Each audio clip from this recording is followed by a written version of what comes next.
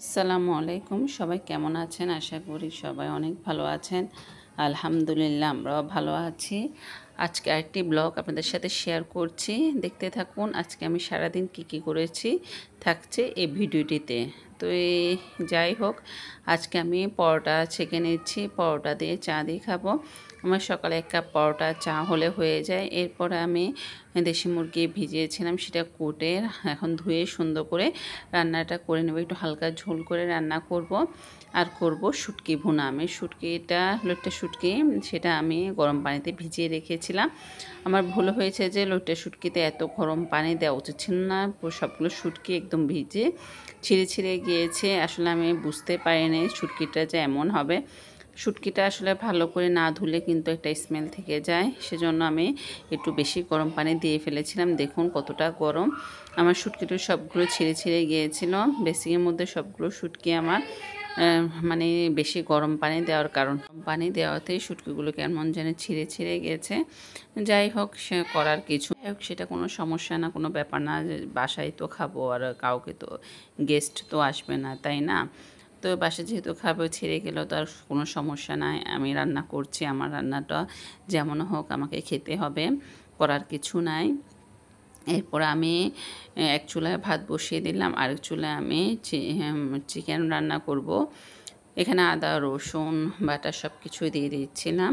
এক করে আমি সবগুলো মশলা আগে তেলের সাথে চিকেনটা একটু ভালো করে ভেজে তারপরে আমি কিন্তু আদা রসুন বাটাটা দিচ্ছি।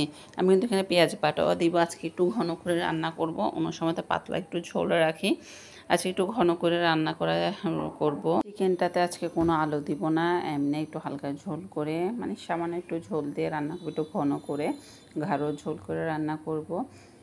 যাই হোক, আপনাদের সাথে কথা বলতে এখানে আমার মুরগিটা কষানো হয়ে গেলে এখানে কিন্তু মধ্যে আমি অন্যান্য মশলা যেগুলো সেগুলো দিয়ে দেবো। এক চুলায় কিন্তু আমি মুরগির মধ্যে সবগুলো মশলা দিয়ে দিয়েছি, আর এক চুলায় কিন্তু আমি শুটকি ভুনাটা করে নেব। আমি কিন্তু এটা বাটা মশলা দিয়ে রান্না করব বলতে আমি যে শুকনা মরিচ সেটাকে কিন্তু রসুন দিয়ে ব্লেন্ড করে নিয়েছি। আপনারা চাইলে সেটা পাটায় পিষে বানাতে পারেন। তো আমার যেহেতু হাতে এতটা সময় নেই, শর্টকাট নিয়মে আমি কিন্তু মরিচটা রসুন দিয়ে ব্লেন্ড করে রেখে দিই প্রায় 15-20 দিন, এরকম আমার ঠিক থাকে। আপনারা চাইলে এভাবে ডিপ ফ্রিজে সংরক্ষণ করে রাখতে পারেন। তো এখানে আমি পেঁয়াজটা দিয়ে এর মধ্যে কিন্তু আমি লইট্টা শুটকিটা দিয়ে দিয়েছিলাম। এটা কিন্তু ভালো করে ধুয়ে নিয়েছি। যদি ভালো করে ধোয়া না যায় কিন্তু এটার মধ্যে, যাই হোক, এখানে আমি শুটকিটা অনেকক্ষণ ভিজিয়ে রেখেছিলাম বিধায় আমার শুটকিটা ছিঁড়ে গেছে, আর গরম পানি বেশি হওয়াতে শুটকিটা একটু ছিঁড়ে গেছে। এটা কোনো ব্যাপার না। তো এই জন্য এক চুলায় আমি কিন্তু মুরগিটা বসিয়ে দিয়েছি, এখন ঢাকনা দিয়ে রেখে দিব। আরেক চুলায় আমি শুটকি ভুনাটা করে নিচ্ছি। ডাল রান্না করা ছিল, আর এত ঝামেলা করব না রান্না বান্না। যাই হোক, এখানে আপনাদের সাথে কথা বলতে ওখানে চিকেনটাও আমার হয়ে যাচ্ছে, আর এখানে কিন্তু আমি শুটকি ভুনাটা করে নিব। তো এটাকে অনেকে অঞ্চলে অনেকভাবে রান্না করে। আমি যেভাবে রান্না করছি সেটাই আপনাদের সাথে শেয়ার করছি। আজকে বিশেষ করে ফোকাস হচ্ছে আমার শুটকি ভুনাটা, যার কারণে ভিডিওটা করা। আসলে এই মরিচটা দিলে কিন্তু শুটকি ভুনাটা অনেক মজা হয়, খেতে কিন্তু অনেক মজা। আপনার গুঁড়া মরিচ ব্যবহার না করে এই শুকনা মরিচটা ব্লেন্ড করে ব্যবহার করতে পারেন। পাটায় পিষলে তো সেটা আরও ভালো হয়। আমি যেহেতু পাটায় পিষতে পারবো না, সেজন্য আমি এটা ব্লেন্ড করে নিয়েছি। এটা আমার রেসিপিটা দেওয়ার জন্য কিন্তু আজকে ভিডিওটা সম্পূর্ণটা করা হয়েছে। শুটকি ভুনাটা এখানে কিন্তু আমি ফ্রোজেন টমেটো অ্যাড করব। এখানে হলুদ দিব, পরিমাণ মতো হলুদ দিব, পরিমাণ মতো লবণ দিব। আসলে শুটকি জাতীয় জিনিসে লবণটা একটু দেখে শুনে দিতে হয়, না হয় কিন্তু লবণ এখানে লবণ দেওয়া থাকে, যার কারণে পরিমাণ মতো দিতে হয়। এখানে কিন্তু আমার চিকেনটাও কষানো, একটু হালকা ঝোল দিয়েছি।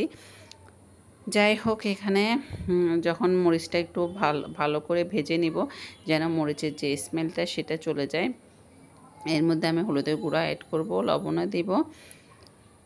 আপনারা কে কীভাবে রান্না করেন শুটকি ভুনাটা অবশ্যই আমাকে কমেন্টস করে জানাবেন। আপনাদের যদি জানা থাকে আপনারা কিভাবে রান্না করেন, আমি যেভাবে রান্না করছি সেটাই আপনাদের সাথে শেয়ার করছি। এখানে কিন্তু আমার কাছে মনে হচ্ছে তেল একটু কম হবে, আর যার কারণে আবার তেল দিয়েছি এক্সট্রা করে। সবসময় শুটকি ভুনাতে একটু পেঁয়াজের পরিমাণ বাড়িয়ে দেওয়ার চেষ্টা করবেন, তাহলে এটা টেস্টটা ভালো আসবে। আমার কাছে মনে হচ্ছিল আমি তেলটা একটু কম দিয়েছি, আর একটু দিলাম এখানে আমি হলুদের গুঁড়া দিয়ে দিলাম, মানে কোনো গুঁড়া মরিচে একটু করবো না। ওকে, এখন এখানের মধ্যে পানি দিয়ে আমি এটা ভালো করে কষিয়ে পানি দিয়ে তারপরে এটা আমি ধনেপাতা কাঁচামরিচ দিয়ে আমি নামিয়ে ফেলবো। আমার ধনেপাতা ছিল না, যার কোনো ধনেপাতা দেওয়া হয় না। একটু যখন শুকনো শুকনো হয়ে যাবে এরপর কিন্তু আমি নামিয়ে নেব। এটা আপনারা বাসায়ভাবে আমার মতো করে রান্না করে দেখতে পারেন। কেমন লাগলো অবশ্যই আমাকে কমেন্টস করে জানাবেন। এরপরে এখানে কিন্তু আমার রান্নাবান্না করতে করতে এখানে খালাও ঘর মুছে ফেলছে। আসলে ঘর মোছা রান্নাবান্না শেষ হলে ঘর দুয়ার না মুছলে যেন কেমন যেন লাগে, ময়লা ময়লা লাগে। সেজন্য আমি সবসময় চেষ্টা করি ঘরটা প্রতিদিন মোছানোর চেষ্টা করি। যাই হোক, সেটা তো আর প্রতিদিন সম্ভব না, সব সময় তো আর করা যায় না। আমি তো এই চেষ্টা করি একদিন ঘর মোছা বা একদিন কাপড় ধোয়া সেটাই করি, কারণ আরেকজনের উপরে প্রেশার দিয়ে লাভ নাই। সেও তো মানুষ, আমিও তো মানুষ, তাই না? যাই হোক, ওনার কথা তো অনেক বললাম। এখানে কিন্তু আমি সন্ধ্যার দিকে আমি পিঠা বানাচ্ছিলাম। এটাকে কি বলে, পোয়া পিঠা, কে বলে পোয়া পিঠা বানাচ্ছি। আসলে কে কী নামে জানান অবশ্যই কমেন্টস করে জানাবেন। পোয়া পিঠা বানাচ্ছিলাম, আসলে সন্ধ্যার দিকে চা নাস্তার ব্যবস্থা করেছিলাম। কিন্তু পোয়া পিঠাটা অনেক মশলা দিলে অনেক ফুলেছিল। সবাই দেখে মাশাআল্লাহ অবশ্যই বললেন, কারণ আমার হাতে পিঠাটা কম হতে চায়। তো ভাবছি এটা ফুলবে না, তো আশা আল্লাহ নিরাশ করে নাই। পিঠাটা আমার সুন্দর মতো পারফেক্টভাবে হয়েছে, যার কারণে পিঠাটা বানিয়েছি। মনও ভালো ছিল, পিঠাটাও বানিয়েছি। আজকের মতো এতটুকুই বিদায়। পিঠাটা কেমন হয়েছে অবশ্যই কমেন্টস করে জানাবেন। দেখেছেন কতটা সুন্দর হয়েছে পিঠাটা। আমি তো এত পারফেক্ট পিঠা বানাতে পারি না, তারপর চেষ্টা করি পারফেক্টভাবে বানানোর। তো আজকে ভিডিওটা এতটুকুই। আজকে ভিডিওটা কেমন লেগেছে অবশ্যই আমাকে কমেন্টস করে জানাবেন। সবাই ভালো থাকবেন, সুস্থ থাকবেন। আসসালামু আলাইকুম।